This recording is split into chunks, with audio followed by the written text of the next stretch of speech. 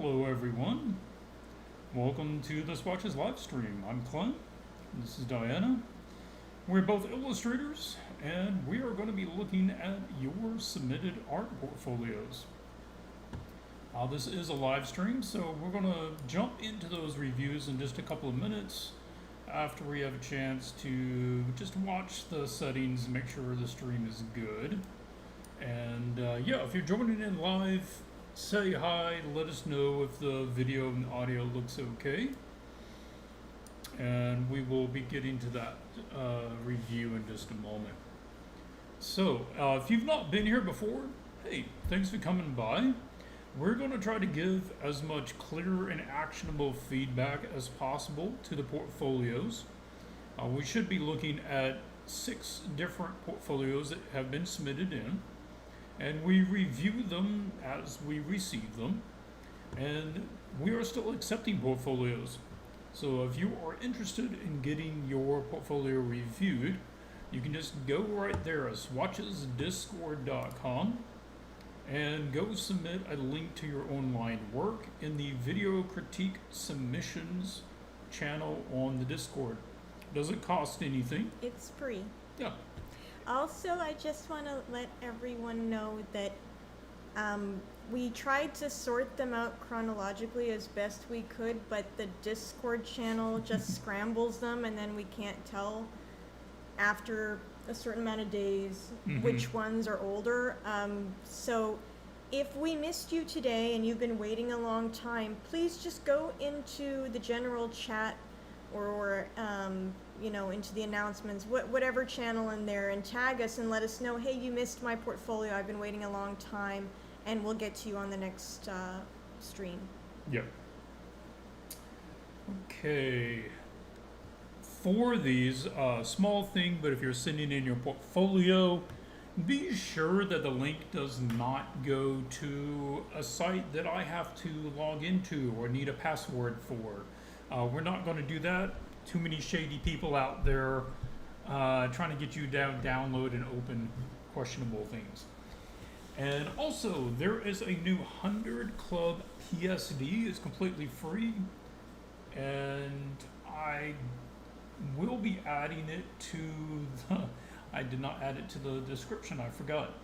I will add it to the description of the video once it actually gets posted on YouTube after the live stream's over. Or you can go to the Discord 100 Club channel, and it's in there for free. There's a link to the Dropbox, and you just download the file.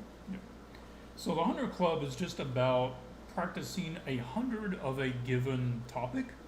We've already done 100 portraits and 100 figures. So these are form studies, and there's a whole variety of subjects in there.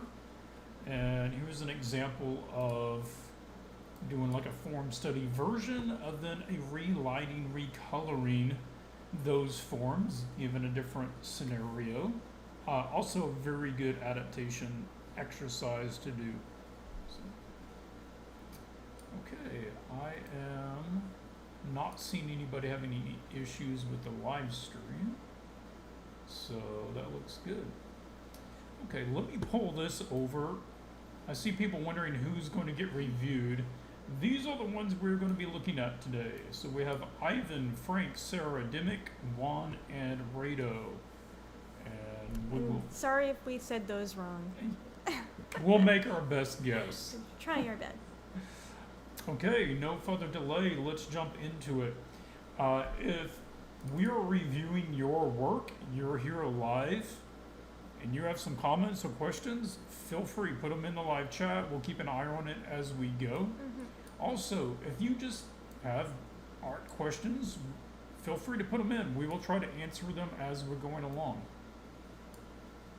I'm just moving some stuff around on my other monitor. I'll just keep my eye on the chat there. There we go.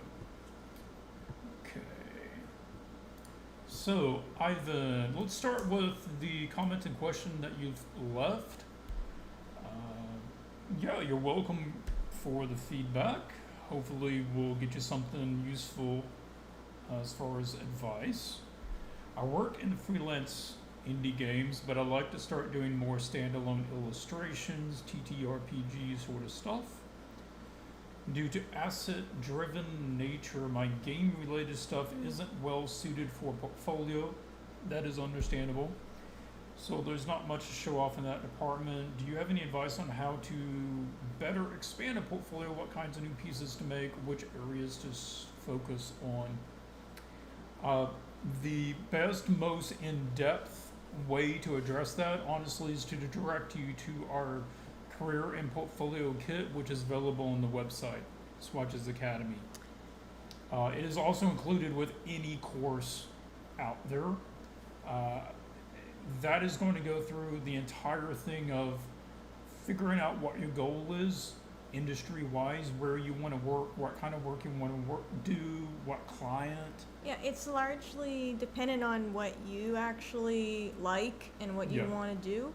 So we can give you like a general answer, but if you want a more specific, in-depth answer, then the kit is probably better, because we go several hours worth of material into it, Mm-hmm. and it's more personalized. But just generally speaking, most like entry portfolios into the TTRPG space, I think most people would agree that between 6 and 12 images Mm-hmm. is the baseline where you want to start. All of the images of equal quality and strength, and dealing with subjects and briefs that are similar to the companies that Yes. you are targeting. That is very important. Actually create the kinds of images that are very similar to what the client wants. This is where things start to differ from a hobbyist approach, which is you create whatever images you like. Now, ideally, there is an overlap between you like the subject and is also useful to the client. That's where you want to find those images. Okay, so glancing through this right now, you definitely have that sort of semi-realism approach that is pretty close to a lot of the TTRPG direction of their artwork. So that's already good. You're not going to have to make a big style change there. The subject matter is a little unclear about what you're pitching to the client, because we have sort of exaggerated cute animals. We've got a couple of those. We got a few environment scenes. We've got just character portraits. We got some sci-fi stuff like this. So if you're trying to get into that, start on a smaller scale. Start smaller, like just character portraits, and really get those to a high level. Be able to start securing some work at those. Then scale up the complexity as you're getting more clients. If you can't get any solid work on a smaller scale thing, Or like a single character. yeah, like a single character, no background, single prop, that sort of stuff, then you're really not going to help yourself by trying to scale up the complexity of the scene. Because quality is quality. And you can put together a portfolio of single subject items a lot faster than you can put together a portfolio of large scale scenes. Okay. Now, glancing just across the work, we want to call out any overarching issues that, if addressed, would make the largest impact to raising of the quality. I see a few things. What stands out to you as far as any large issues? So we already talked about, if I was reviewing your portfolio for hiring purposes, let's say I was hiring and in an AD position, the first thing that I would notice would be that the images appear to be colorized, so the color is a bit inconsistent. It's a bit gray, it's a bit muddy across a lot of the images, which leads me to believe that you're colorizing grayscale images. Yeah. And so they have that look about them. The other thing that I'm noticing, go back, is You can like run it through. Clint mentioned, is just I'm not sure what you want to do, Yes. or what you like, or what you specialize in. There's just kind of a bit of everything, and some of these things don't really go together. So, I mean, I don't want to limit anyone's creativity, but the recruiters and people that are in hiring positions, they don't want to think that hard about it. Like, they Mhm. just want to look at your portfolio and see what you're about and see exactly what you can do for them. And they don't want to have to wonder, oh, is he more into this? Is he more into that? So kind of unifying what it is that you're looking to do. So you mentioned the TCG or TTRPG space. Like, what exactly do you mean? Which Mhm. companies? I don't know. Looking at this, Yeah. I can't tell who you're targeting, and that's kind of an issue. What you want to do is, I'm not saying target just one company and be like, oh, it has to be this company or no one, but make a portfolio that a few clients, maybe 3 or 4, could look at and say, oh yeah, he fits in with us perfectly. I can put him on this project and he would fit in. Right Mhm. now, I'm not sure where any of these fit in exactly. Yes.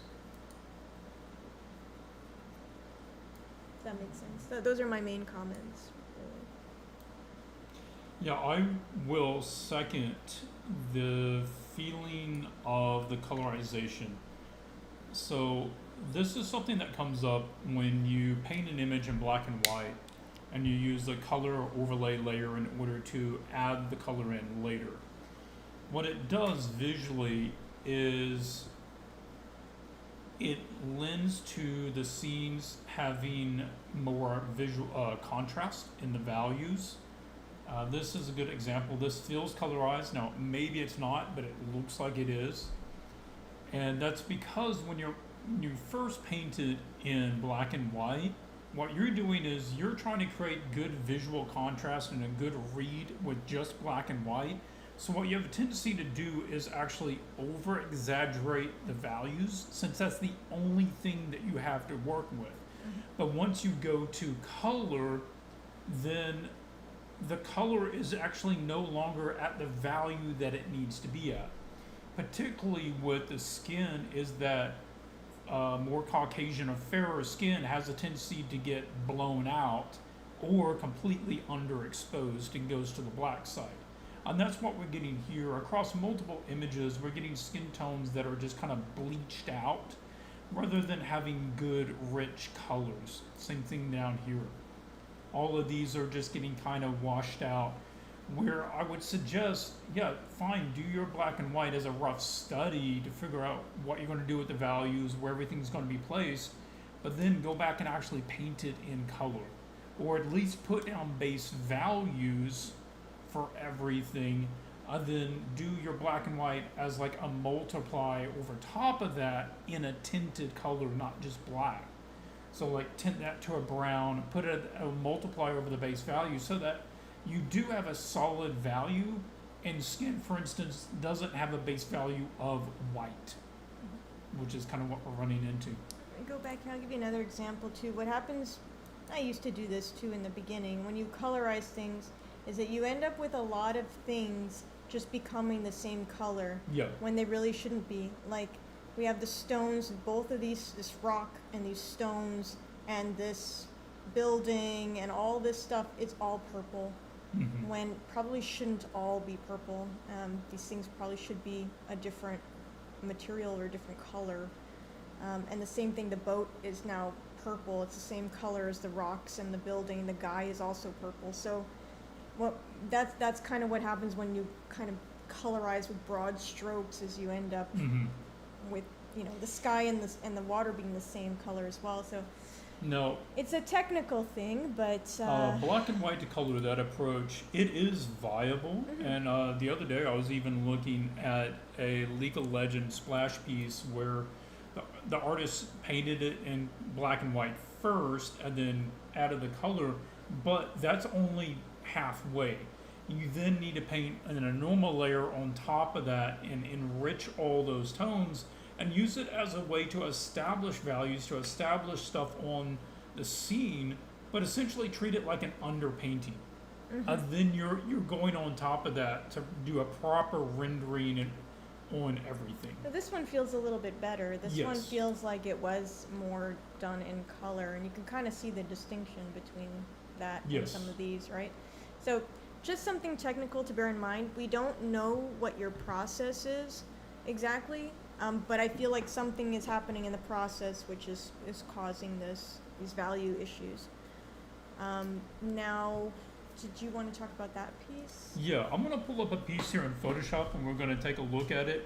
But I do want to make one note here. This is just to everyone about portfolio reviews, particularly if you're sending it in. Now we do have a studio. There is Swatches Studio, so we have looked at loads of portfolios, Many. hundreds and hundreds. So we do this in a practical way for actually hiring people to do work. And I'll tell you something, which is a lot of the decision making, almost, I would say 90% of the decision making or more, is done at this level. Like, a good art director will not even need to click full scale on the image to know whether it's worth hiring that person.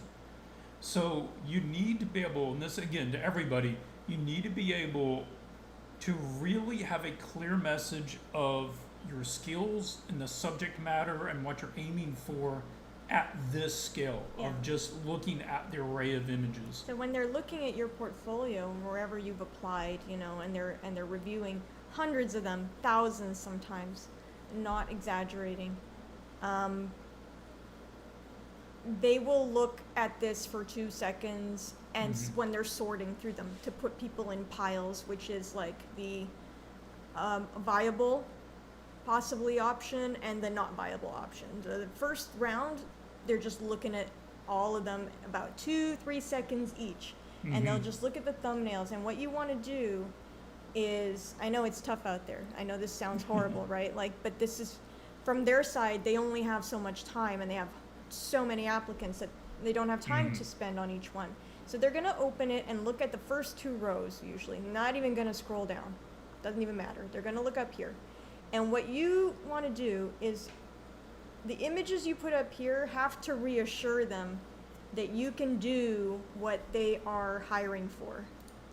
You want them to feel very confident in your skills. Like, yes, this person can deliver right on those 2 top rows, right? This is Zara Alfonso. I don't know this person personally, but just her portfolio came to mind.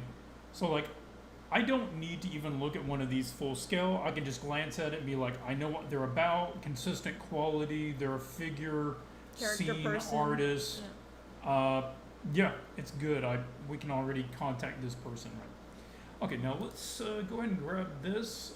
I just grabbed a couple of images to discuss. Let's pull this back. There we go. So on this one, we just wanted to show a difference between what I mentioned earlier with the skin tones. Across here, you can see what we're getting is very contrasty skin tones where the face is sort of getting overexposed or it's getting really dark. It's just more value range than it needs. And it's starting to put it into this plastic/metal range of how shiny it sort of looks. Where these are examples of more flat skin tones where you're getting the richness of the skin tones. And you can think about it as not letting the light get as intense. You're toning the light down. It's like light from a soft box instead of direct sunlight. So just let the light be a little more even so it's not blowing things out. But that does require either painting back over the black and white or not using a black and white to color as the base. There's a couple examples there. So on this one, it's a charming scene. It's very charming. I'm not sure client-wise who this is for, unless it was just a personal piece. But for this, there is a disconnect between how kind of positive and that this scene feels. Like this guy's happy, it's safe, It's cute. it's cute, but there's a lot of darks, a lot of blacks. So I would suggest trying to be more careful about when you reach for those darks, like more midtones. Let there be more average light. So let me show you a couple of reference images that I pulled that have completely unrelated subject matter, but I feel like this sort of approach would work really well for your scene, which is you can feel how much ambient light is in here. It's colorful, it's inviting, and it's the sort of thing that I could see for a fun potioneer little room, right? With all the little glowing colors and stuff. Super colorful. Yeah. So this is like lots of ambient light, the color from everything coming out, and we're just getting occlusion shadows in a few places. Okay. Same thing here. This is a Secret World of Arrietty from Ghibli film. This is probably really similar to what that location would be to yours. Again, you're getting some of that kind of vignette, which is you're getting some dark objects around the outside. But we're not losing the color. No, still most of it's in the midtones. So let's look and see kind of what this means for you. So I messed with it a little bit, just on the right side. Now you could take it further, but I tried to do like a middle ground between where you were and kind of what this value change would look like. We're just trying to move things up in value a bit, create some plane separation between the darks on him and the darks in the background. And you have so many cute things back here. You really Yep. kind of want to show that off, feature all this great stuff. And it was just so dark before. You couldn't really see what was in the bottles or much of the bottles. So just bring them up. Don't be afraid to light the things that you're painting. There was actually an issue with an artist recently that one of the studio artists that had the screen calibration kind of off, I think, and that caused the paintings to look a lot darker than he intended. So maybe you're not trying to paint them dark, maybe they look brighter on your monitor. Just something to check and see if your screen calibration is accurate.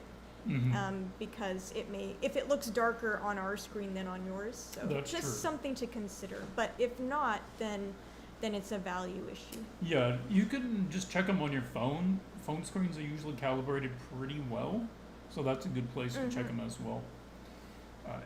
So that would be the main suggestion on these, and a way. Look how cute that is. That's It's so very cute. pretty. It's a charming scene. I like it. To address that on the character, a really simple way to help start implementing this is to make a new layer and just go back over the subject at 50% opacity of what the base color is. So here is a layer at about, 66%. And I'm just glazing the orange back over top of the fabric in order to bring the highlights down a little bit, raise those darks up a little bit, and fuse more color, which is essentially what more ambient light would do in the scene. One other thing, I would suggest adjusting the hand. I feel like the hand is not turning correctly. If this is his thumb, right, then that really should be like the edge of the hand here, where we're treating it like on that side. So his hand would have to be like reaching around the opposite way. Check that. Okay, so hopefully that was helpful, Yeah. Ivan. I don't know if you're here in the chat. If you have any questions, let us know. Okay, let's see if there's any questions. Yes, I did post a black and white to color video a couple of years ago. I have one on that explaining the ins and outs that you need to know of that process if you're going to use it. Basically, it boils down to if you are going to use it, try to keep more things in the mid-tone, then hand paint the extra darks and the highlights afterwards. Don't include those in the black and white that you colored. Add those as overpaints. Okay, are these reviews for specific things like Magic the Gathering and stuff, or even animation studio portfolio? Primarily for illustration, drawing, and concept art, Just 2D stuff. mainly 2D stuff.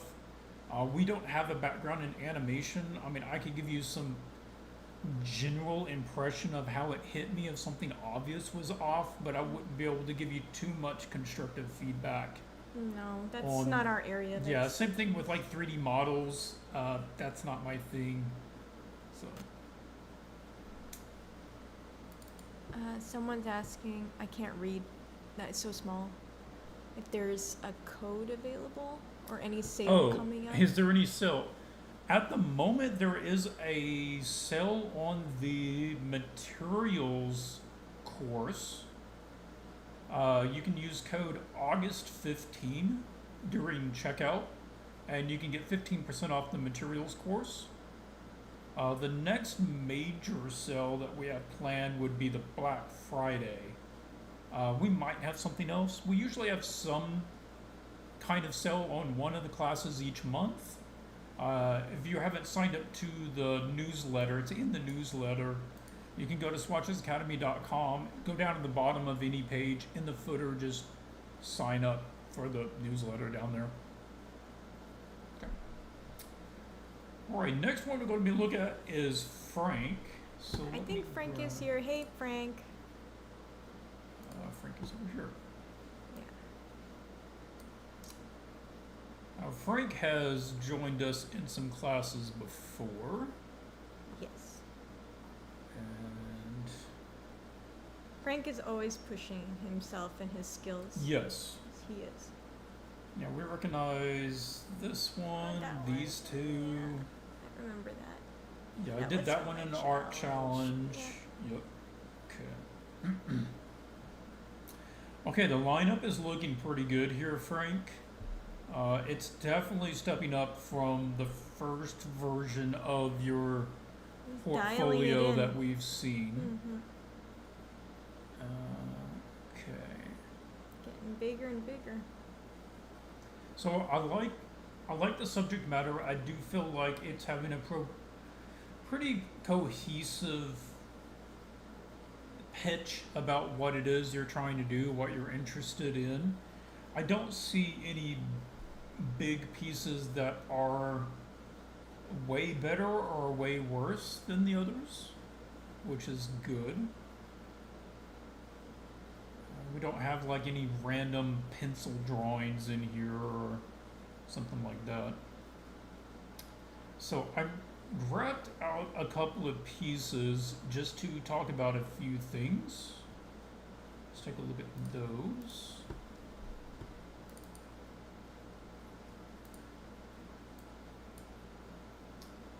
Okay, I don't know the background on these things. If I have to read a description to get the gist of it, then I'm not going to read it. So, on this, if you're going to be doing a character portrait, like a proper character portrait that would be used in like a TTRPG material, then you generally want to have a white background. That's almost what they always want. Or a black one for Or a black one, presentation. yeah. But since she's got black hair, Yeah. even just solid gray would be alright. I would suggest against this because what it's doing is it's starting to take it away from being a character portrait to trying to make it a scene, but it's like you're not really committing to it being a scene. So now it just becomes kind of like a glorified character portrait. And this doesn't mean anything to me. Like, Yeah. maybe in the context of the world this lady's in, it means something. But unless you can contextualize it to the average viewer, then it's It's a not really little- adding It's a little anything. distracting. Okay, looking at the portrait itself, so this is, if you're doing a portrait and it's like that's the feature of the image, you really want to make it tight and spend some time on it. And I know that you can dial things in a little tighter than this. I don't think you spent enough time on it to really get it to that, to where, you know, it would have a good impact as a portfolio piece. Like, it's fine for a study at the level that's at, but I think you could do more, Frank. So we note a couple of things that if more time were to be spent working on this, what might you do? Let's talk a bit about the design of the character, and then we'll look at some of the rendering. Design-wise, having jewelry, that's fine, but that doesn't reasonably make sense. Why does it stay up on her nose? Like, there's nothing to keep it from just falling down. It would naturally just want to do this. So, like, having another chain there would answer it. That would be nice. That was Diana's thought previously. You could do that. There's a couple of solutions. You'd have to try it and see. If you put it down here, right, to connect it to a nose ring, then there's a lot of stuff around here now, Yeah. right? So the most elegant solution would be to put a chain that can go up to this, or you could have, you know, something coming down like this, part of a bigger piece perhaps. But I feel like it does need something because it's just kind of suspended there in space. And on that note, in terms of the jewelry and the crown and the pieces that you've chosen to include kind of to complement the portrait, I feel like, again, this needs more development. So we got a lag. Yeah, we need a little bit more development here, more of Yeah. a design. This is too simple. So we need something else, some beveling or some, you know, some design, some emblem or some engraving, something else. Spikes, I don't know, you decide, but it needs something because it's just a blocky shape right now. And the crown is a little bit like you couldn't decide what to put in here. Yeah. So it's just some like little effects, but I feel like that could help it, boost it up. If you This have and this, yeah, if you have a big scene, multiple characters, location and stuff, then you can have a higher resolution on the character, and you can lower that resolution and rendering on, you know, environmental things. But with a character portrait, really, it's not complex enough that you can get away with it. So everything needs a similar level of render and refinement. He's saying that he Yeah. has since removed it from his portfolio because it was just a study. Okay. Okay. I think there's like a good idea in here. I don't. Yeah. I think you could make it into more fleshed out portfolio piece if you wanted to invest more time. I don't know if you want to, So let's just look at a few other things. but if you did, I was looking at this, like there seemed to be kind of a almost a wrapping or a layered effect on there. I was like, well, lean into that. I mean, there's ways that you can have really cool wrapping working with pieces of gold that might have a slightly kind of mummy aspect to them that could work for the character. This is Vecna from D&D. And, you know, this is a good example of like suggesting kind of that skeletal form under the face, where you're having some subtle wrinkling patterns and sunkenness, where here it's kind of like all or nothing. Either the skin is perfectly blemishless and nice and fleshy and full, or it literally just has a black hole cut into it, like it was sliced open. And we need to find a middle ground where the skin is just more thin and kind of wrinkled and sunken overall, although she still does have good bone structure, right? And there Still is pretty. an attractiveness there. oh yeah, I thought other- about Jody. Jody Muir she also likes to use the moon shape sometimes. But I feel like it could be in kind of that aspect as well.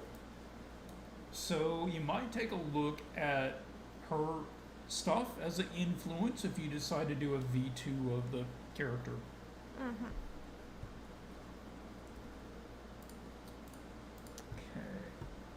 Looking at some of these other pieces. We'll look here. at some of these other ones. This one right now,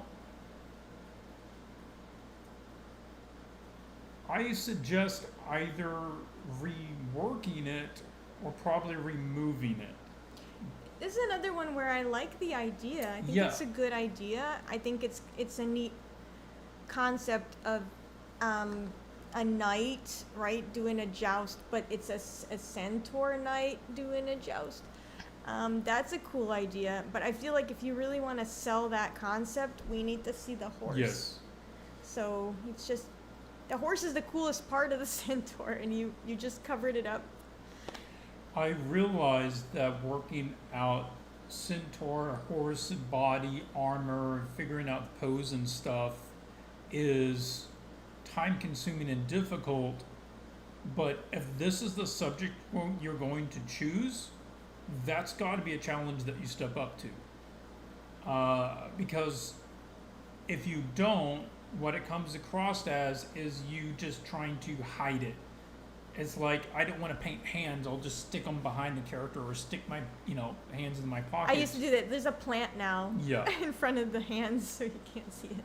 So either really commit to it and take the time to do it properly, or don't, kind of.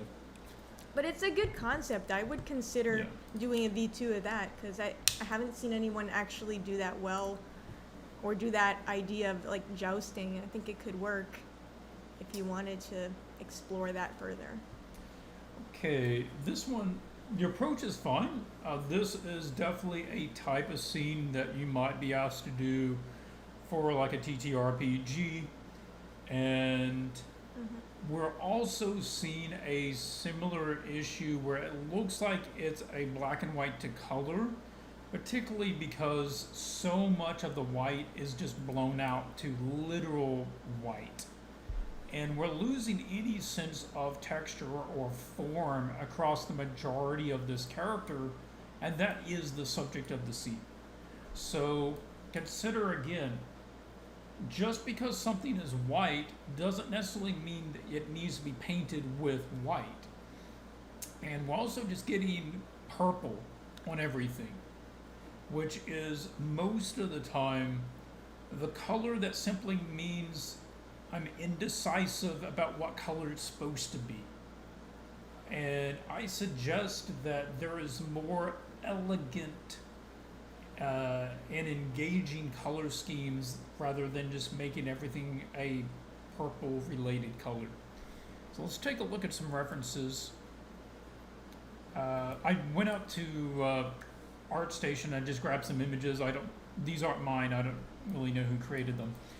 But very simple image, but it shows exactly the principle that I'd like you to catch, which is even a white object can have a variety of colors. Particularly you want to look at three.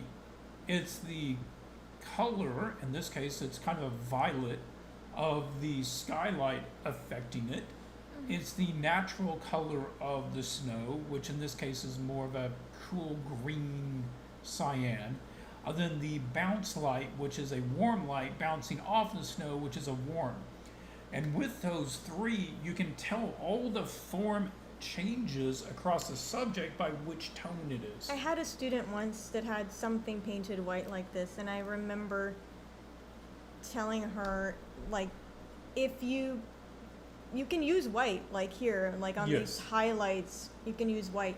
But if you use white on everything, you can't develop the form. There's just nowhere to go. You don't have any more values. So you, on white things, white hair, white fur, snow, whatever, white stuff, just don't be afraid to drop it down. Like, compare this to white. This is not white, right? It's not that bright. It's okay to bring it down so that you have that extra step when you want to pop a highlight or develop the top planes of the form. And that might mean that you move your light. Like in this case, the light is behind the characters. But that gives you the richness of the values and keeps most of the values in the midtones. Let's look at some of the other white objects. Oh yeah, there you go. Beautiful white owl there. Again, look at the sense of volume and the color range. And you notice that even in the brightest part, we're not actually getting white, even though it seems really bright. We've got a bird here, got a white dove, same sort of thing. Got an owl bear. So it's just straight green. It's basically green, but you're still getting lots of form, and But you're you getting kind of subtle read it forms. as white. You read it as Yeah. white because it's in like a green environment, right? So your brain thinks, oh, it's the ambient color on a white object. You think it's white. Yeah. And you can see kind of here, when you have all these values, you can really develop all these little forms, right, of the fur. But if you're just stuck up at the top, well, you don't have a color wheel here, but if you're stuck at the top of white, there's nothing you can really do, right, Yeah. to develop it. So Uh, again, it's something that we would recommend doing a V2 of this piece. Try to balance out your other tones to get away from the purple. So bring some warmth back in, some browns, some blue in Mhm. the background. If you balance this out, it could work. Yep. A lot of white things like polar bears, they're not cool white, they're slightly a warm light. So that is a way that you could pop the fox out as being a slightly different white than the snow.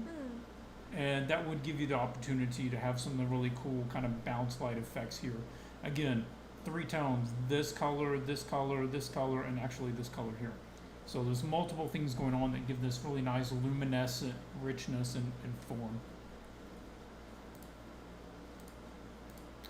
Last one we're going to be looking at is this. This is, I think his name is Garrick from Magic the Gathering. I never did illustrate this character, but I'm familiar with him.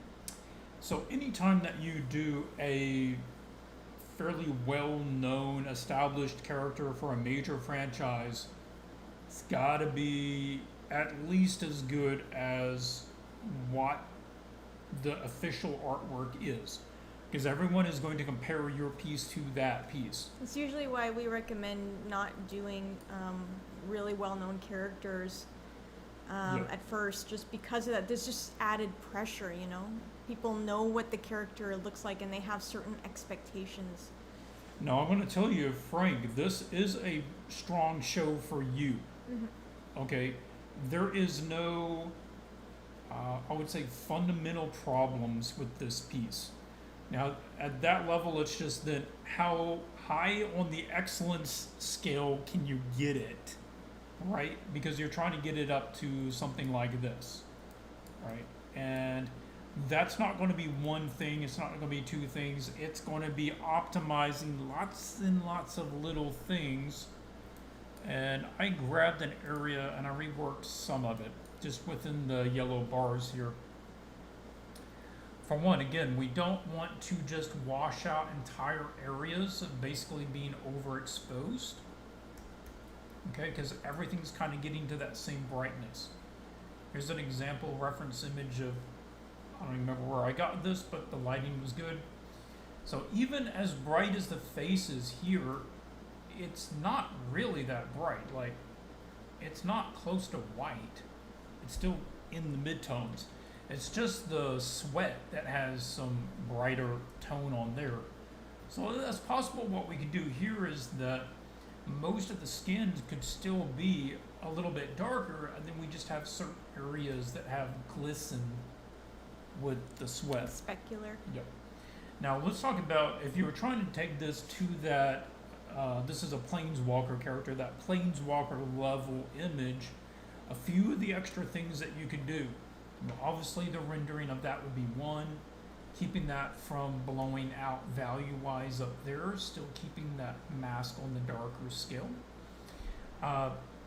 Some of these, he has like a extra strap that goes across there. Now that would be nice, because right now we have a lot of just big shapes, but not a lot of smaller things to kind of break it up. So for visual interest, having another strap there, you probably want some sort of pattern on it or extra like latch or something, but I just blocked in something simple. And then letting some of the fur go over top of it. So now we're getting overlapping. Some dimension.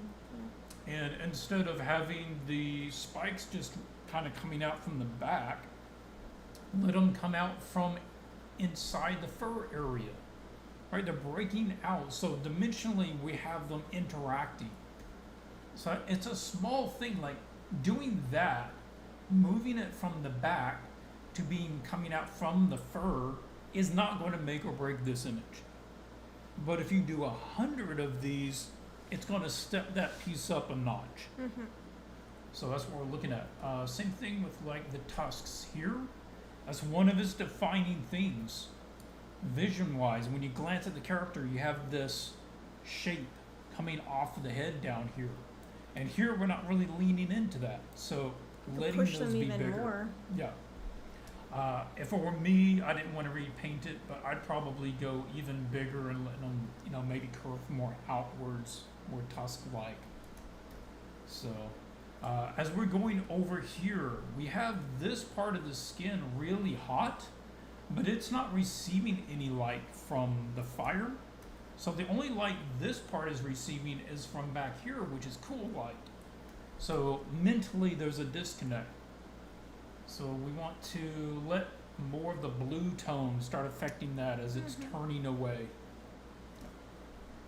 Okay, bunches of little points there. Frank, you are going the right direction. You're picking good pieces. Yes. You're challenging yourself. I see you implementing the stuff that we discussed in the classes. So, Yeah, I'm just getting better and better. yep, keep doing it. Okay, next up we have Sarah. I don't know if Sarah is here. Sarah, if you're watching, let us know. Okay, this is Sarah from Croatia. Okay. Got some head pieces there. All right.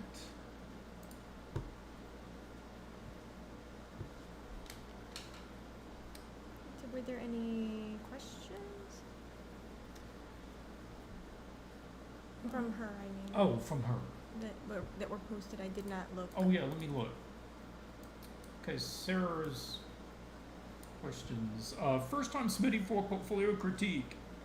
Well, I understand that it does take courage to get review, Yes. and we appreciate you trusting us enough to do that. Big fan of your works, thank you.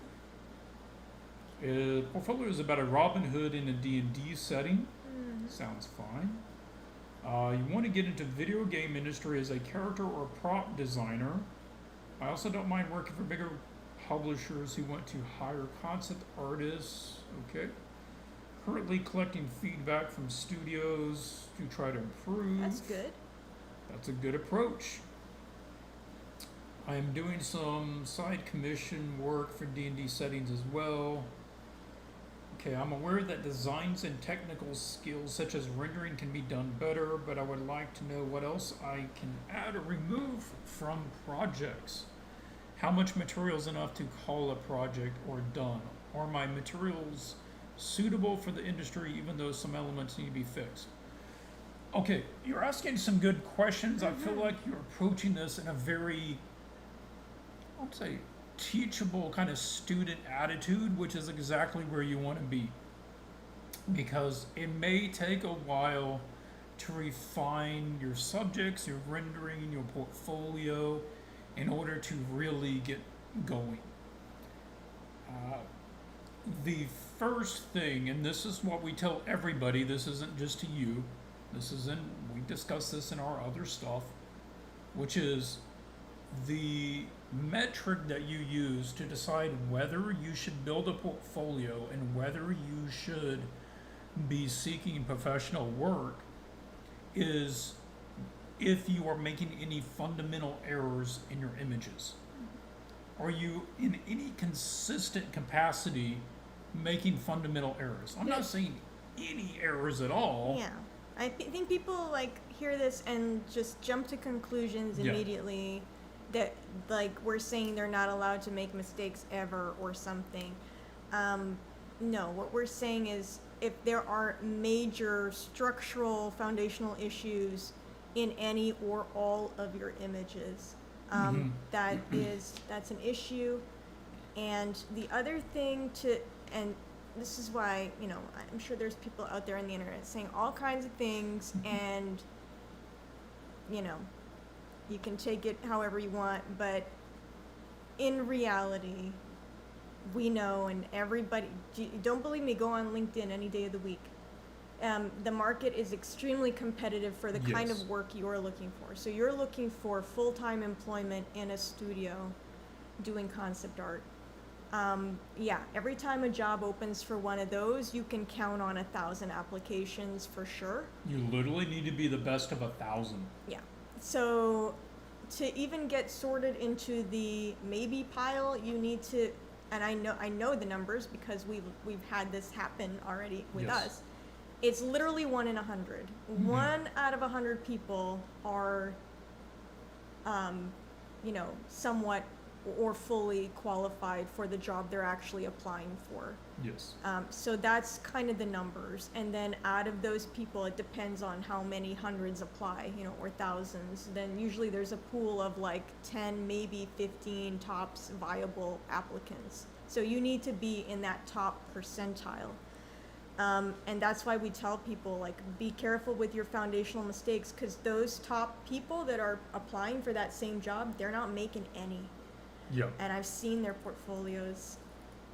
So that's, you know, you're asking this question, like, is this suitable even though some elements need to be fixed? You can't be looking at it this way. No. It's not suitable. If there are things you know need to be fixed, they need to be fixed. That's the starting point. Yeah. Okay, is I like the idea of approaching your portfolio as creating a batch of projects rather than just a bunch of random individual images. Keep doing that, keep using that approach. Yes. Maybe you have 2 or 3, and you probably need to have at least 5 subjects for any given project. Again, this is in the portfolio kit on our website. If you really want all that information, we can't give that to you just this fast in a live stream. But your idea of like the Robin Hood in D&D setting is a good idea. I think that's totally a good idea, and it's viable. So what we can do is, in terms of like what to keep and what to remove. Okay, anything that makes you look weak is what you remove. Anything with foundational errors. Now, when we say that, that doesn't apply to everything. That applies to if there's a obvious drawing error, the angle of the thing is totally off. There's a obvious perspective error where things aren't at the same plane. They're not turning the right way. The vanishing points don't match up. Obvious anatomy errors where proportions or features aren't aligning correctly, or clear shading errors where things are like lit and shaded from multiple directions where the lighting isn't consistent, or if there is just really poor rendering where you're getting really sloppy to try to avoid rendering something, right? We want to avoid that sort of thing. So first goal is fix anything that you know needs to be fixed, even if it's a pain to fix. That's baseline. Then you start talking about what images should I have, how many images should I have, what are the designs in those images. Let's look at some artwork. Okay, so we're going to look here. So right on first glance, I to feel me, like we looked at some of these. we have. Okay. And so some of these things look like they're in the same kind of world, the same vibe. This is out in another universe or another galaxy. I wouldn't have this. I don't know what it is, but it doesn't fit with this stuff that you're trying to sell right now. So that's just like a content thing. The other things look like they belong together. So I think Sarah submitted a specific image, or did she not ask about anything? I think it was just the link. Okay. Yeah. So we went out there and we got your Robin Hood here because you mentioned him, so we're going to talk about Robin Hood. So my first impression of this sheet is that I feel like you understand call outs and Yes. material breakdowns. The Mhm. presentation is suitable. Your lines are clean. Your color flats are clean. I feel like it's got sort of a semi-light render to it, and that's okay. To me, what's letting you down right now is the face. And the Yeah. face has to be strong on a sheet that has nothing but a character on it. Okay, so this right here is something that you need to address, Mhm. find a suitable reference, and to fix what's going on with his face. Got some references here. I just want to show some people some other portfolios. This is Oscar Bagalini. I don't know them. I just looked up students coming out of New Edge. And this, in a very real way, is your competition. Because New Edge is cranking out character design students ready for the industry. So if you want to check yourself against Who's applying for the Yeah. same jobs as you? it's going to be these people, right? So if you're going to do call outs, you know, and you're trying to paint it, then you need to paint it to this level. If you're going to be doing lines and flats, you know, it needs to be at this level. Now I think your lines are pretty solid. I like it. This is good, and this is good as well, which is a lot of times the back view doesn't need to be as developed as the front view. I wish there was a design on his back of some kind. Yeah. You know, I don't know, a tattoo or some kind of, you know, tiefling scale pattern or something back there, but it's not incorrectly drawn. There's no mistakes. So my suggestion is lean one way or the other. Either stick to basically lines and flats, or really commit to rendering it. I feel like you're in a medium place right now, and you're not really getting the best of either. You're kind of getting the worst of both in this case, where it's not rendered enough to feel real, and I really feel the textures, and it feels dimensional, and it's essentially a facsimile of what the video game character would look like once rendered, but it's also has too much texture for me to get a really clean, like, line read visually from it. And so we've mentioned Brian before. Brian Mathias does work for big studios, does things for like the Star Wars shows and stuff. That's what this was for. And he uses a very clean way of painting. It's still very line based. There are some textures, very little shading, which makes visually the read really nice. Super clean. Yeah. So I feel like this is closer to what you could pull off at a higher level. Now, if you can do full renders at a high level, that's fine. That's a nice flex, right? But I don't think you're competitive yet with it. Because what we're running into is some lighting and shading and material rendering issues where it's not really selling that level. Again, you know, people are going to be looking for this. You know, if you're going to have a rendered version, they'll want it to look like this. And in a very real way, if you're submitting for work, you're going to be compared against this guy or somebody like him. Or someone like that, yeah. So over here, that's why you don't always need to do full renders. So- Brian doesn't. Another, when we mentioned, this is again, people like always mishear this. They hear what they want to hear. When we say like, hey, don't have any foundational errors in your pieces, this doesn't mean be perfect at everything. It just means if you know that your rendering is not there yet, don't render it. Yeah. You know, don't showcase skills that you don't have at a competitive level yet, right? So we only want to showcase things that we're doing really, really well. Like, have you ever seen me post a sci-fi vehicle ever. Yeah. No, I will never do that because I can't do them well. And so why would I showcase something that I don't do a really good job at? You know, I'm trying to sell myself to an employer. I want to show them like only high level things that I know I can pull off to a good level, right? And so that's what we advise you guys to do is the same thing. Like you don't need to show them everything. If your rendering is still in progress, still working on it, just show them strong drawings, strong clean lines, and strong design. That's enough for a lot of clients. They don't need you to render it.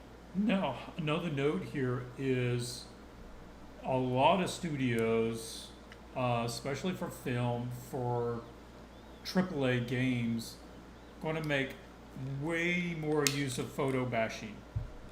Okay? So that is a technique that you ought to know because a lot of clients, if not most clients, are going to expect that.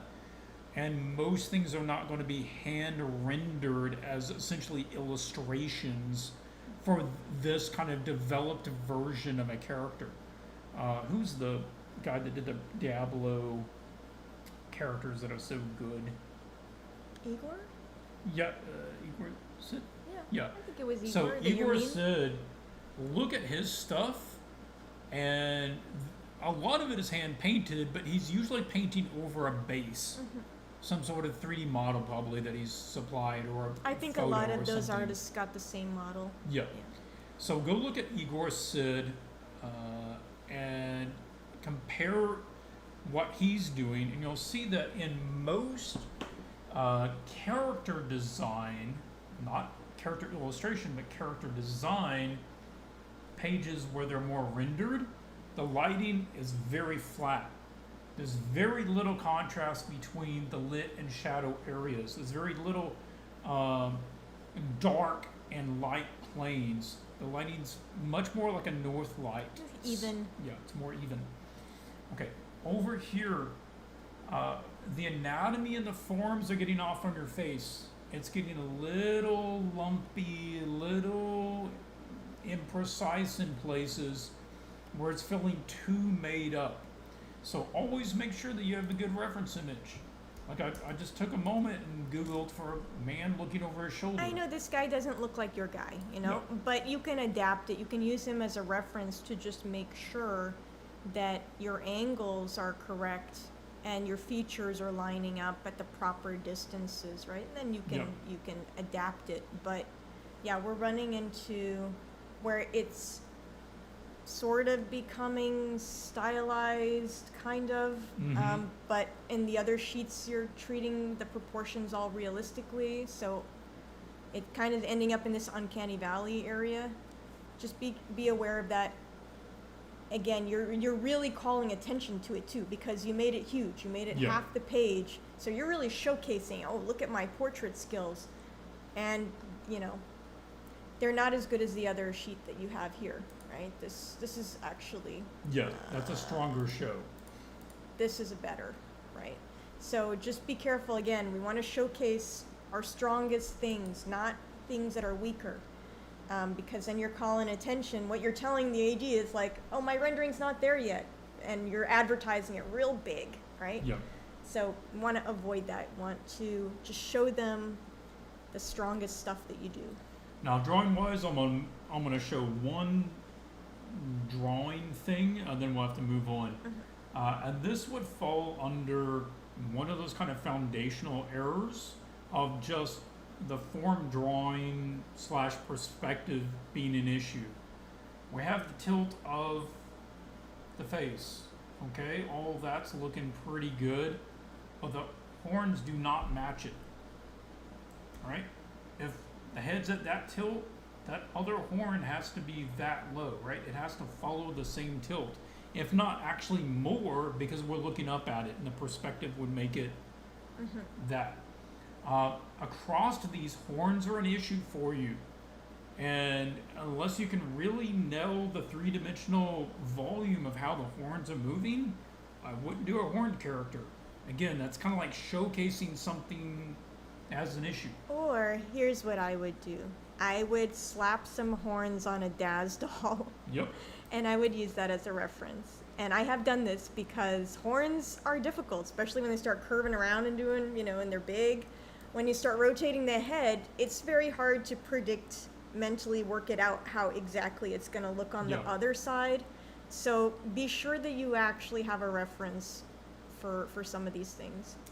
Now this is a similar thing, but it's going the other way, that these are almost symmetrical. But the only way to do that is if he was looking directly at us. So this one's folding actually behind the head, and this one's folding out. So the horns would be going off different directions from the head. And the same thing is happening over here, where we have a tilt of the head here, but these are level. So again, the horns aren't following the same tilt as the head. Yep. Whatever 3D mock-ups, physical mock-ups, whatever you need to do to solve that, you got to do whatever that is. And we've done a variety of things on that. It happens to the best of us with horns. You have to Oh, get a yeah. you have to get a reference. They're one of the most mind-boggling things to try to freehand and make symmetrical. No, Yeah. not worth it. Okay, next up we have Dimmick. Dimmick's comic was... I feel like I've seen some of your pieces before. I just don't know when it was or what context. But Yeah. I feel like I've seen this piece before. We've done a paint over or review of this before. So we're not going to review it again because I'm sure we've already seen it. But maybe you can remind us of when that was. I'll make a few comments about it just for the general audience because they have something similar. Mm-hmm. But yeah, we look at so many things and we've been doing so many episodes that we forget if we've seen certain things before. Yeah, I feel like it was last year. I don't remember. Maybe the year before. Okay, you're one of the people employed at a mobile games illustrator in a studio. If you guys do want to work full-time as an illustrator, one of the best places is mobile games or casino games. Yeah. Most places like board games, TTRPGs, they have very few full-time illustrators. They're almost all freelance, so if you do want full-time, you're going to be looking at those places. The dream is to be a freelance fantasy illustrator and make a living from that. Okay, I'm going to be honest, we do talk about this in the kit. I'm not sure that's an upgrade. And I'm sure it's better than your current Yeah. arrangement. So you might want to do some research into the practicality of the income and then the fluctuation of income of being freelance versus being employed. It depends. Like, I also don't know the cost of living in your home country. So that makes a big difference on whether it's worth it or not. Okay. So let's, we'll pull up a couple of these and look closer, but I want to just look at the overall first. Okay. There's some really solid stuff going on here. Mm-hmm. I like the type of content that you're doing. Yes. You're in, right in that fantasy zone. Has a good vibe to it. Okay, subject matter wise, it is a little random in that it feels like you're not getting the work you want, or you're just kind of throwing a broader net to see what you can get. Because we've got environments, we've got a couple of little kind of stylized prop pieces, standalone characters, full scenes, creatures. Some studies. Studies. I would recommend taking off anything that's a study because that kind of says student. You've got people that are really good that can post studies and it's not going to be negative impact because they're already so established. But if you're trying to still build your career, you want to probably keep the studies off. I'd say the rest of the subject matter is probably okay. This feels more study-like. It's not as developed as a client would need, and therefore I would leave it out. Mm-hmm. All right, unless it's already The client wants to look at it and go, yeah, that's what I want in my game. That is the quality, the level of finish that I want in my game. Because otherwise, as an art director, I look at this and go, well, they're not willing to push it that extra level to add the architecture. They're not giving the context. They're not giving it that extra push that I would want. So I'll assume that they don't know how to do that. Okay. Nice and clean render. I don't know, similar to the stuff that we do in the materials course. I think it was possibly inspired by that. Okay. There's some really cool stuff going on with this piece. Let me move it over and people can see it a little better. One of the things that you could focus on going forwards is giving more love to not the main character. So it's clear that this is the focus and probably the thing that you're most interested in painting, but it feels like you're kind of phoning in the rest of it. And at least double the time that you're willing to put into the rest of that. Don't skip on it. Make sure you got references for the trees, for the environment, for the lighting, because that's going to just elevate the whole thing. Okay. Again, I'll pull that up in Photoshop, and I just want to call out a couple of things. Okay, that was based on the 3D model. So I like the rendering. I think it's a really good image from you, but I also have to recognize that most of the stuff was solved from the source. So yeah, it's kind of 50-50 there.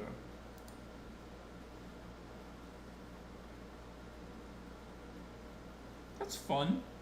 It's a fun piece.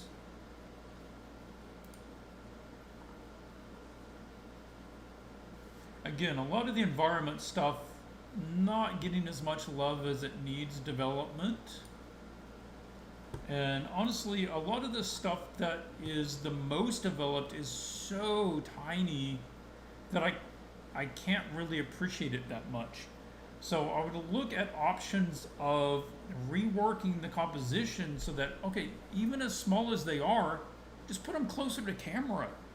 Just move them closer to camera so that I can really see them bigger. Like this character, like there's no reason this character can't be up to here and just be closer to the camera. And this way we're getting more of the scene filled with the characters and the interesting things. The thing is, okay, just about on the subject of composition and where you choose to put your camera, when you pull out this far from the characters, from the subjects, they're this small, what you're telling the viewer is this is about this whole place. Mm-hmm. This is what the scene is about, this image. And so it's basically, you're saying it's a location piece, it's a wide shot, it's an environment, it's more about the location, but then the location's not as developed as kind of the little characters. And it's kind of a trade-off that we have to make sometimes. If we want to make it about the characters, which I feel like you do, we got to get in closer to the characters. Yeah. And I feel like I don't know what your source material for this is, if it's just your personal stuff or if this is based on anything, but I feel like an artistic choice could be made if you wanted to get closer to these nice things here, to just make the horse a little bit smaller and get in closer. The horse is huge, right, compared to them. It still would be gigantic, even if he was 30% smaller. Yeah, but if we just got in closer. Anyway, it's a framing thing, something to think about as you go forward. Okay, so going forwards for you, being more intentional about where it is you're trying to go in the industry, which clients, which projects, and creating stuff that is just geared to that. And as somebody who reviews portfolios to hire people, I'm not sure what I would hire you for. because I'm not sure what it is that's your thing that you do really, really consistently well.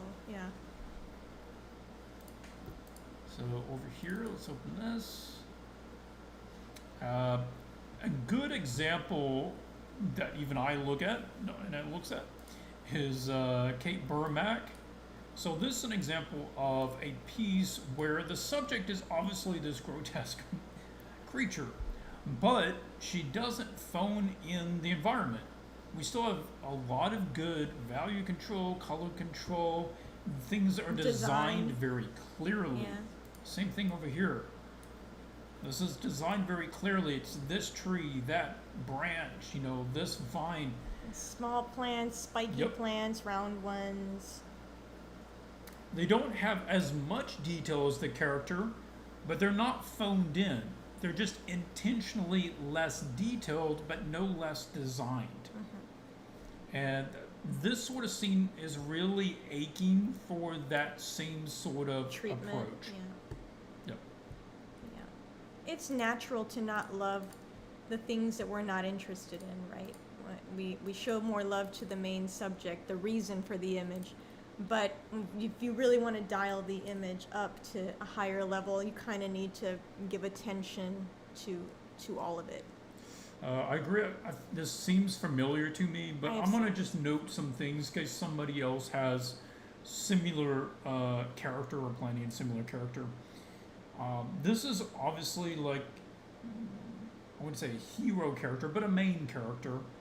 Maybe like an anti-hero sort of vibe is on what I'm getting here.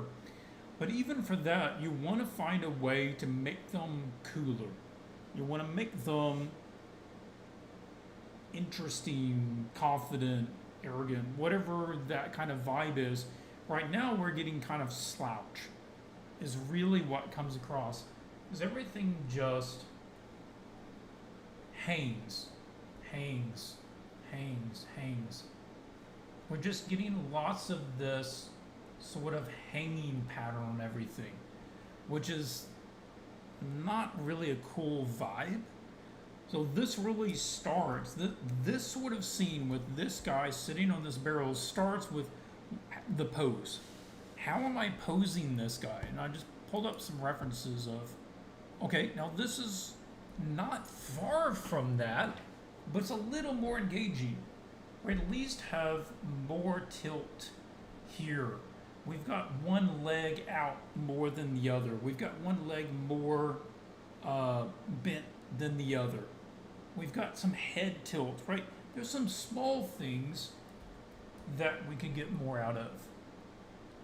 About something like this, where the arms aren't both down. What about one's up? What if he's scratching his beard? What if he's adjusting his hair? Something like that. A little gesture could be good. Crossing the legs is good. Like having a leg come up over here, over this one. Having that hand down here. Maybe it's coming up and holding a sword. Maybe he's holding a money bag. Right? This starts giving us some overlapping. Overlapping's nice. Right? We've got things overlapping each other. Interesting angles from the arms and legs. So that is a place just in the choosing of the posing where you could get a lot more out of this scene that ultimately doesn't require more painting. It's just 30 minutes more research and concepting at that pose stage.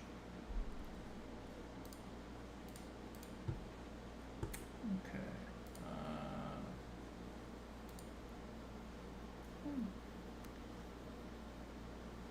Okay, similar thing as we saw in the other one, popular character, at least with Chandra. I don't know who the other guy is. So, really, really got to bring it for those known characters. Alright, we got to be moving on. We're already pretty late here, but I want to hit on these last two portfolios. I think Juan is here. Let's look at Juan's work. Oh, I did not grab Juan's comment.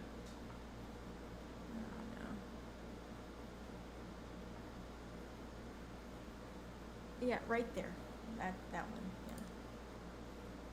Okay, so Juan's comment. Review hold the on here, portfolio. Just open the portfolio. I'll be updating the pieces. Okay, I already got it open. I just can't remember if there was a question in the comment or not. Okay, Juan. He says he's here. Hey, good to have you live, Juan. I took a glance at this earlier, and we are running into the other thing, which is kind of getting a variety, a random selection of images. The style of this is very different than the style of the character. The subject matter is different, very different from this. So if we go through these, okay, learning some 3D mock-ups, excellent. A plus. This is where the industry is going for a lot of the complex scenes to figure out what to do. So that's good. These are good. That's a nice. That's nice to see. That's nice to see. For the kind of clients that this is probably pitched to, it needs a lot more resolution. Gonna be more hours. Again, this is a very different style. It's a totally different thing. The sooner you can decide what it is that you're going to be offering the industry, the better. I feel like this has merit too. I mean, Yeah. I like what you're doing here. It's just it's a totally different thing from the other thing that we just saw. This is my favorite thing that you have. Yeah. When we go back to the main page, this is the first thing I notice is Yes. that. So if you're talking about across these, which one has the highest quality for what it is, it's this.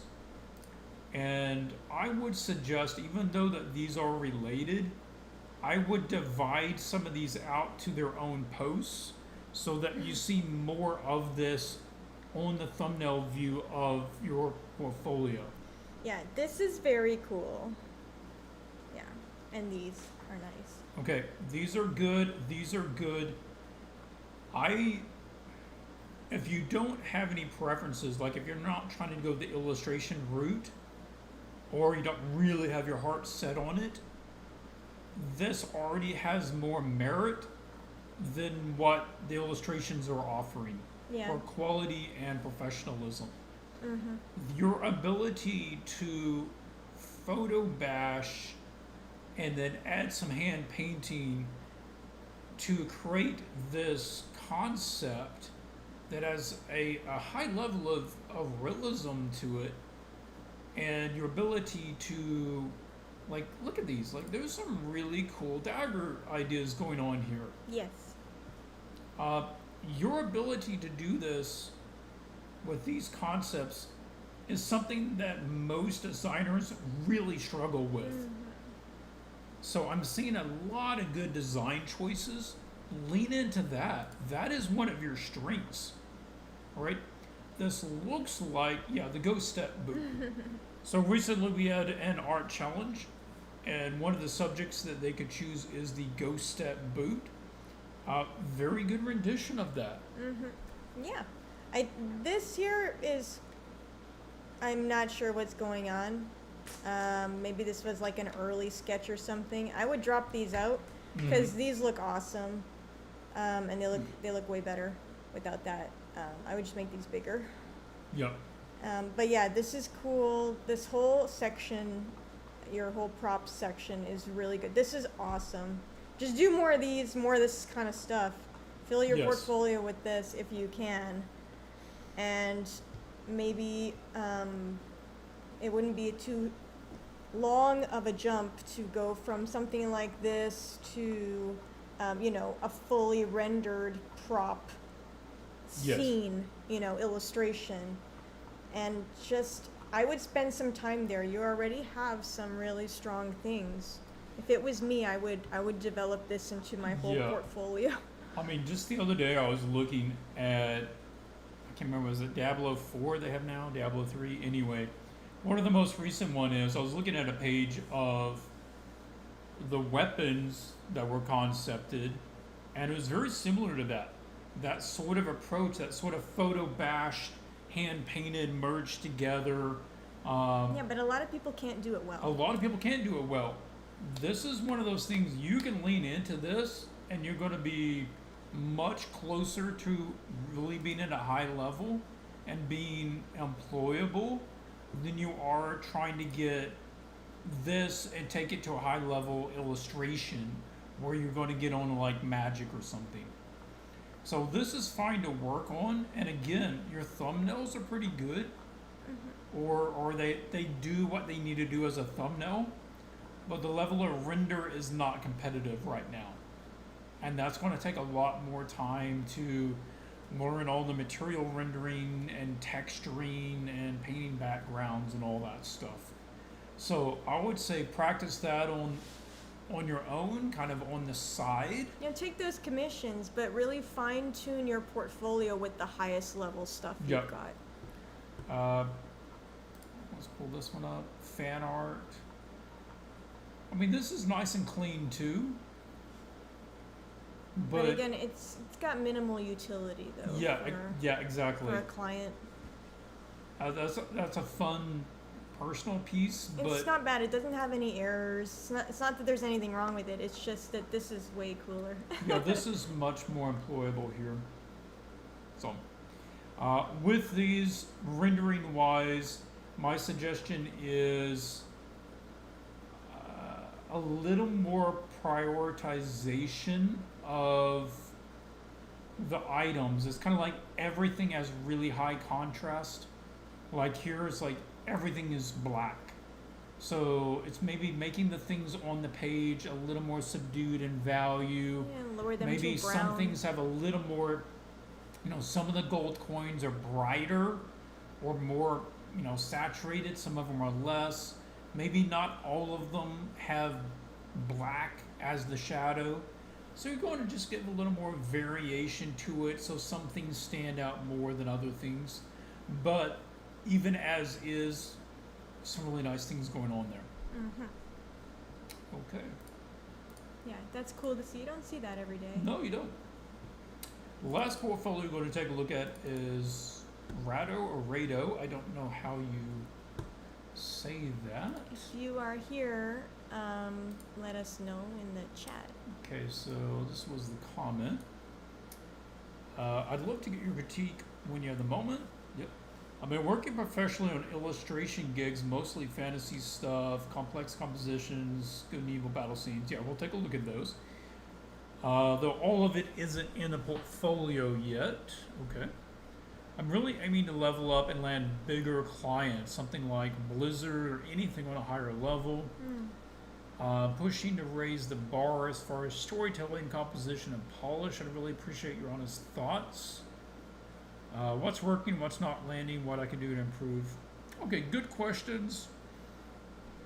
Just generally, I'm trying to raise the bar. What's the next level? What would make the difference? So let's take a look here. Okay. Subject matter, definitely within that kind of Warcraft subject theme across there. No problems with that. No oddities standing out to me. I am getting probably an over-reliance on black. And Warcraft and a lot of other clients, you want to start veering away from using so much black. They like a lot more midtones. They like infusing a lot more color into their scenes. And Unless it's Cubicle 7. yeah, there's a few places, a few things that you can use more black. But generally, try to infuse more color and midtones into stuff. Let's flip through some of these. I don't know this subject. From the outside, I find this as being one of the weaker pieces.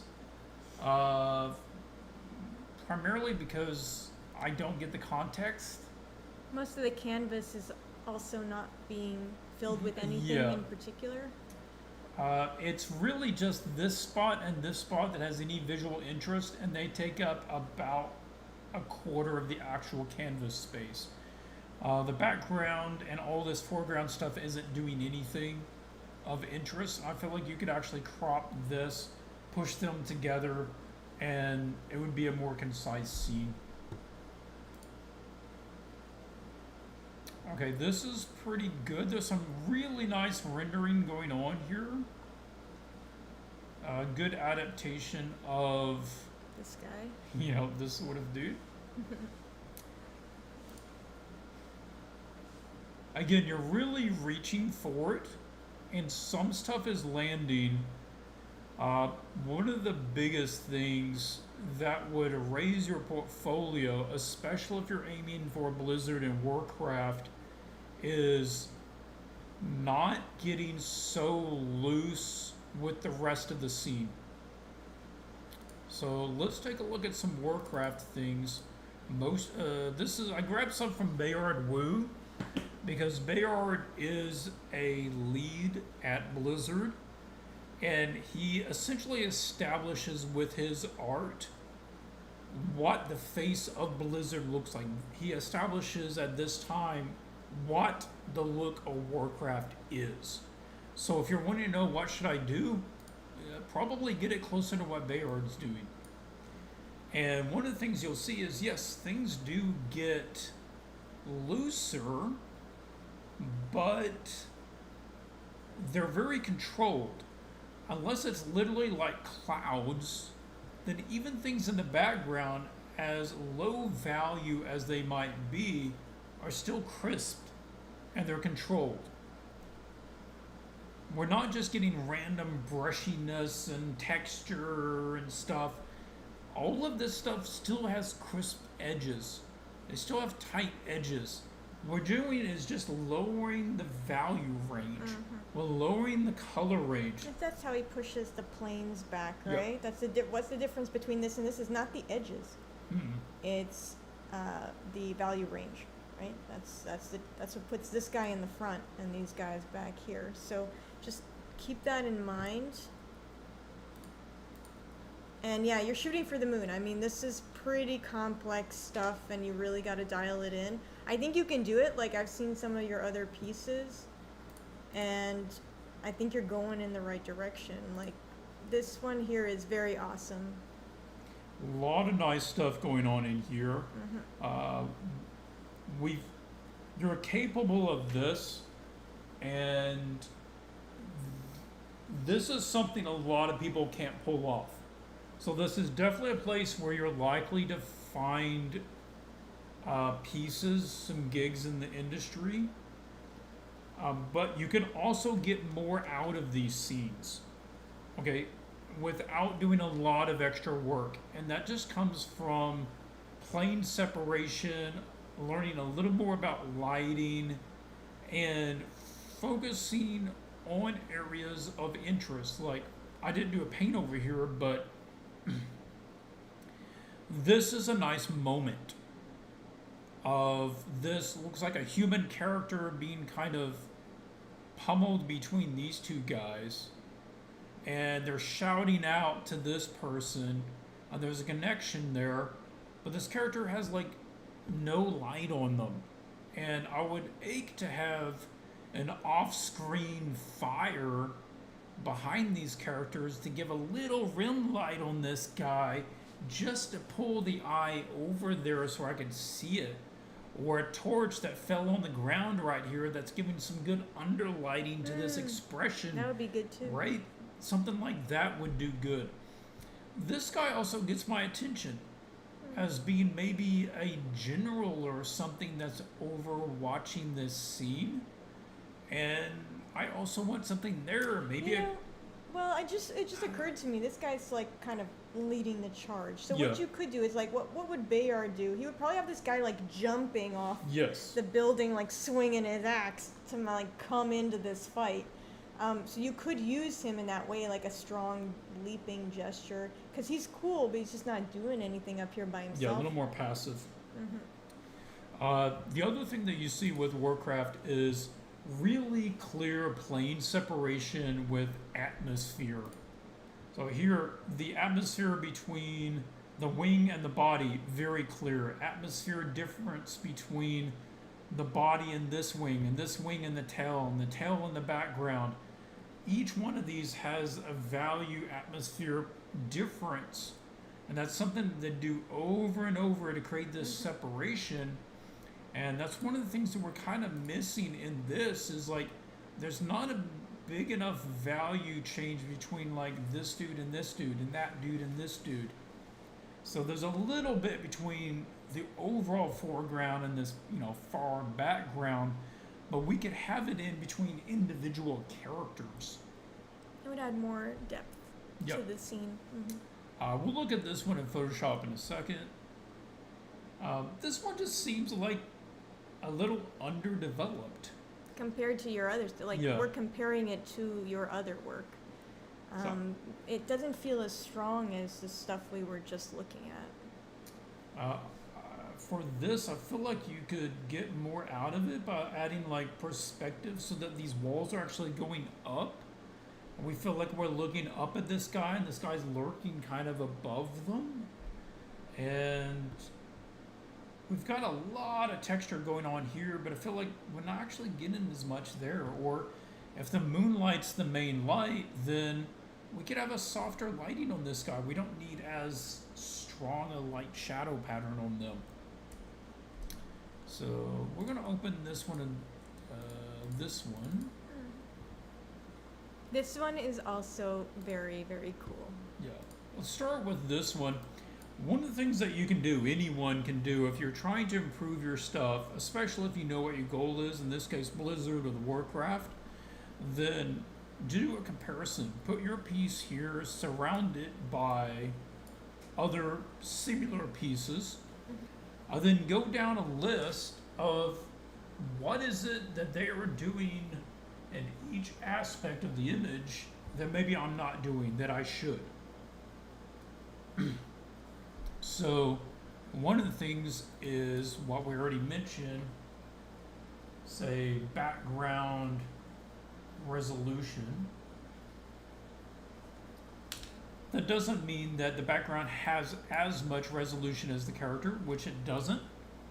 Like here, there's a lot of areas that don't have the same amount of resolution, but there is plenty of resolution there. There is clear architecture going on. There's material going on. There's stuff to look at back there, and it's crisp enough that it's not getting too fuzzy. Same thing here. This is lots of development. That's really nice. Yeah. Lots of good stuff going on there. Same thing here. There are areas that are intentionally foggy. All right, that's fine. They're a little fuzzy, but they're the exceptions. Generally, I have a full understanding of what everything is, what the volume of that thing is, and that might mean that you make more use of silhouettes. And that's fine. Like mainly this is a silhouette, right? And there's a little edge light and just enough fill light to get a sense of what the form is in there. Two values. Yep. Basically two values. Same thing here. Very limited value on all this, but there's kind of just a light value and a shadow value, and that's enough to get a sense of what that structure is.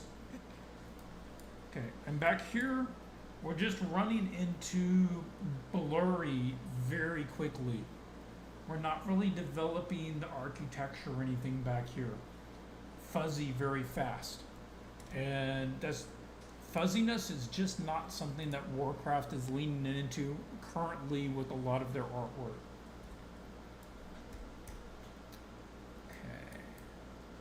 Let's go back to the other scene. Okay, so this scene, a lot of nice stuff here. This is complex. You should feel good about this scene. So what we're talking about now is what could you do to get more out of it with a fairly minimal amount of work. And let's kind of analyze it first and then take a look at what a paint over would look like. First is there is some dead space where essentially all the really interesting stuff is right here, which means the outer 10 to 20% of the image, not as interesting. So we could make the subjects bigger in that frame and make better use of the overall canvas. Again, we could use some value separation where the values of the foreground plane and the background plane are getting very similar. This is what we talk about value pairs. That this value and this value are a pair because they're next to each other on different planes, but they're essentially the same value. So we want a separation there. Same thing back here, like this guy's getting muddy with that one. We want more attention on these guys. They're like the hero characters, along with this one. And when possible, try to get some more overlapping. Now, I do like the overlapping here. We got this guy overlapping this guy. This guy's overlapping that wall. That's nice. We got some overlapping between these guys. But we could probably use some more overlapping on this side, just using what we already have. So you could go something like this. Do not underestimate how bright you can make a night scene and still register as night. Okay? They do this in films all the time as well. They'll have like these massive lights for moonlight. Yeah. As long as you keep it in the bluish range, and there's a campfire, it's like, oh, it's night. Okay. So this allows us to raise up the value of a lot of this, leave this in its value range, and we're going to have more plane separation there. Other things we're doing is getting this pack down here and letting it be closer to camera. It actually goes off screen, which is fine to have something leading into the screen, and letting it overlap that guy to help three-dimensionally create some overlap. Increasing this guy's size so we get some overlap with the tree. Again, helps the volume. We've moved the fire and these guys a little closer just so that they take up more space and we can appreciate more the detail that they have. Okay.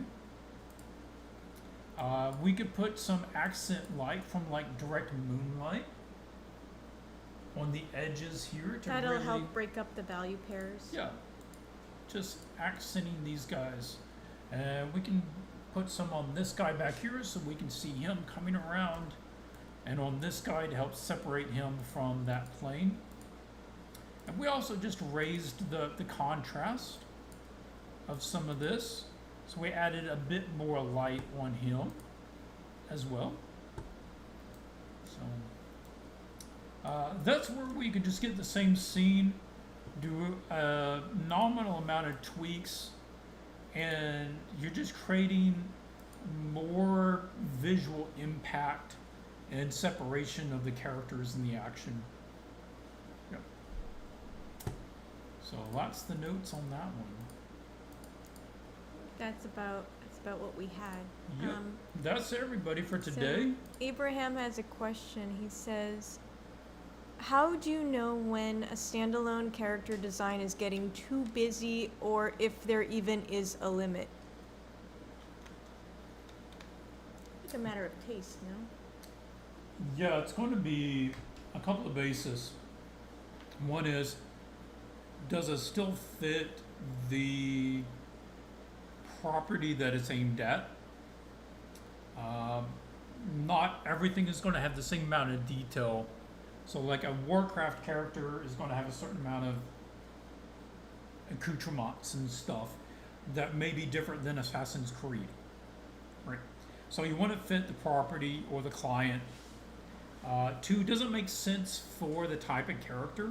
Like a peasant probably isn't going to have like loads of layers with all kinds of little things all over them, but maybe another character would. And then the next thing would be watching your you're small, medium, and large. You still need to go with small, medium, and large. As some areas have blander, flatter detail areas, some areas have moderate detail, and some have high detail. And you generally don't want to put high detail or like visually dense detailed things against visually dense detailed things, or it just becomes noise. Yeah. Offhand, I mean, that's what I think Well, of. when I said it was a matter of taste, what I meant was there are like rules that you can follow, right? Like what Clint Yeah. was talking about, big, medium, small. And if you have a complex pattern, maybe don't put it next to another complex pattern. Or if you have an empty space, a simple piece, don't put it right next to another simple piece. Try to vary them up. But like these are the rules, but there are always exceptions to every rule. And I've seen some artists, like some of the artists on Black Myth Wukong, where Mhm. it's just complex on complex on Yes, complex yes. and complex and more and more and more. And it works okay with those, and those guys know what they're doing. And it Mhm. works for that type of look, that type of cultural influence, aesthetic. It doesn't work for all, right? Yes. So there are always exceptions, but it's like the rule exists for a reason, right? And if you're discarding the rules entirely, it's a lot easier for a design to get away from you. So looking at Igor here, are we screen sharing still? Yeah. Yep. You can see like his variation of the big, medium, small, simple, medium, and complex, Mhm. where the overly like small things, textured things, are not all over the place dominating one area or all on top of each other. There's like complex little itty bitty things with like simple areas around them. Yep. Okay, we have this complex texture. Here is more simple, right? Again, several small shapes and then like bigger shapes here, right? Not all the same on top of each other. And then we got small ones again here, and then like a big simple one again here. Do you see what I mean? I don't know if I'm explaining that well enough, but if you go look at Igor's work, you can see examples of that happening. Like, okay, we got this whole area is a lot, right? Mhm. A lot more simple around it. All the areas that are touching it are not at that level of complexity. So this is kind of what you need to do, is just try to control yourself. And when you're putting down these bits of detail, like there can be a lot, but you have to make sure that the surrounding areas are not too samey same, right? Now, another thing is, if you're doing this as concept art, then an aspect is what level of realism and resolution is that game going to be? Now, Diablo aims to be quite realistic. It's a really high detailed, visually realistic game. Whereas, like Mario, you would never want to try to pack in this much detail for something like Mario. That's true. Yeah. They do very simple character designs in comparison. But for an illustration, it probably just going to fit the character. Basically, you want to avoid anything that causes visual confusion. Yeah. If a person looks at it and they don't know what they're looking at, or they don't know what is what, then you've already gone too far.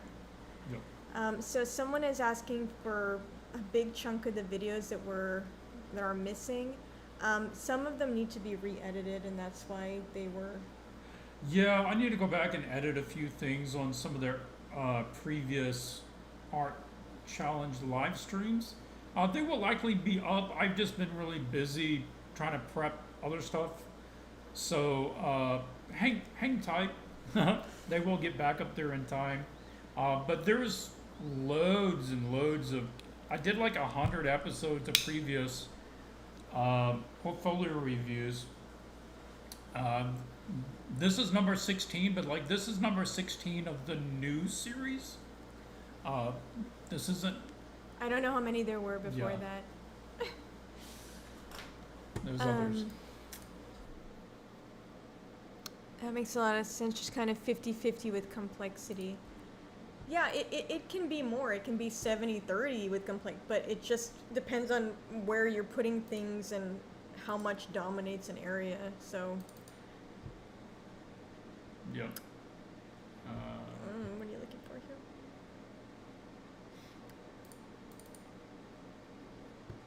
I was just looking at illustrations Mm. rather than Concept? concepts. No. I mean, it's like tooth woo. I mean, even though the style is different, the principle remains the same of like big shape, medium shapes, small shapes, and having a dispersion of the group. Yeah. Yeah. Any other questions before we wrap up, or is everybody tired? Yeah, we're happy to take a couple more. We're not going to. We'll probably go for a couple more minutes if there's some questions, but otherwise we'll wrap it up. We're still accepting portfolios. We did not go through everyone in the list. No, we know there's more still. So if you're watching this and thinking, I didn't get my portfolio reviewed, we know that there's still more. It would help us to know if someone has been waiting a long time, if there's someone we missed. So if that's you, let us know. But otherwise, the people who posted more recently, we'll get to you on the next stream. Yep. Okay, doesn't look like there's any questions, so looks maybe like we'll it. just wrap up. Well, guys, thank you so much for joining us, especially if you joined live. And if you've got any questions, you're welcome to leave them in the YouTube video. Try to keep an eye on the questions posted on the video. If you haven't already, give it a like. If you've got something out of the video, if you got something out of the stream, then yeah, just give it a vote. That'd be nice. Oh, one other thing, I did note that a couple of people in the Discord are wondering when the next art challenge is going to be. Oh. I was thinking that maybe not till Christmas, say like Christmas special, like last time. Yeah. We're really tied up with some other commitments, so probably not going to run another art challenge till maybe December. So that'll be the Gin concept art challenge. So Yeah. if you're waiting for that one, it's going to be later in the year. And the best time to know when that is just to be on the Discord or subscribe to the mailing list, and then Clint Yeah. will send out an email about it. When will the next stream be? Oh, so the next portfolio review. Yeah, we'll aim for next Thursday. We try to do Thursdays at this time when possible.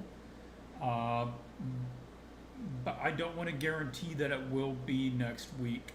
We got to check to see. It's always dependent on like when we hear back from clients, feedback on stuff. So, yeah. Okay. All right. So yeah, just keep your eyes on the Discord, and we will keep you updated. All right. Catch you next time. Take care, everybody.